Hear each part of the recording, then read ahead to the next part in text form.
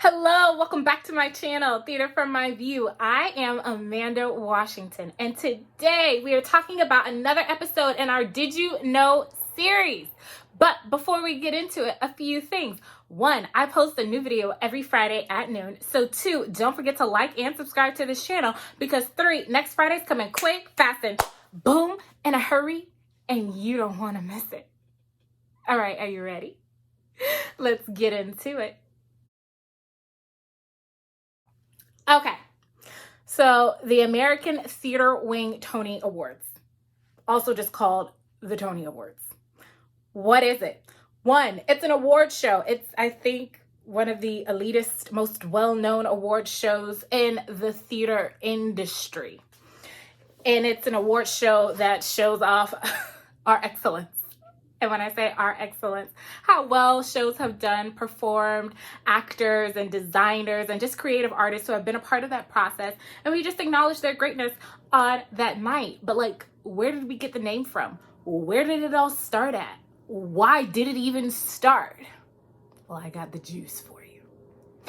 In 1947, the Tony Awards started, and it is named after Antoinette Perry, actress, producer, director, and wartime leader of the American Theater Wing.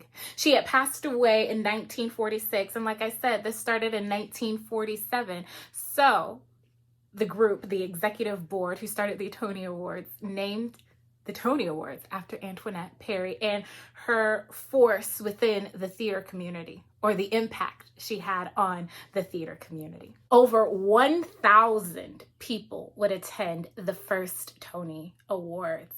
It was an optional black tie event, which meant wear your black tie or your best dress.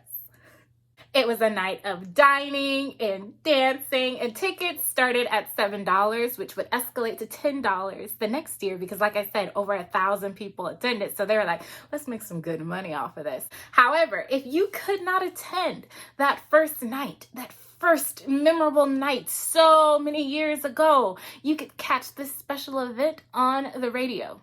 What stations, Amanda? Are they still around?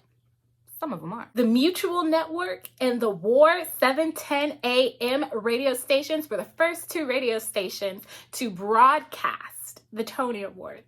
We would get to be able to see the lovely dresses and the red carpet interviews that we so long for, and all of the performances in 1956 when the Tony Awards switched from being on the radio to being on TV. Let's focus back to that night on April 6th, 1947.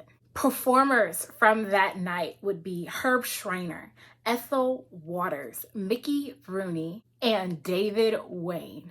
Award winners would include Arthur Miller, Ingrid Bergman, Patricia Neal, Helen Hayes, Elia Kazan, and Agnes DeMille. It was a magical night where theater performers and theater makers of that time came together to just celebrate our greatness, like I said earlier. And in that time, it only lasted an hour.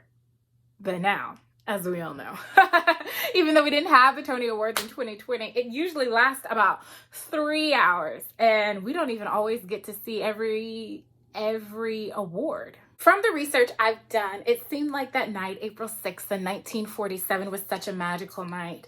It was a night that finally understood that theater is a big part of this society. Entertainment is a big part of the American society. It is something that gives us life in the spiritual sense. It rejuvenates us. But a big complaint about the Tony Awards is its lack of diversity.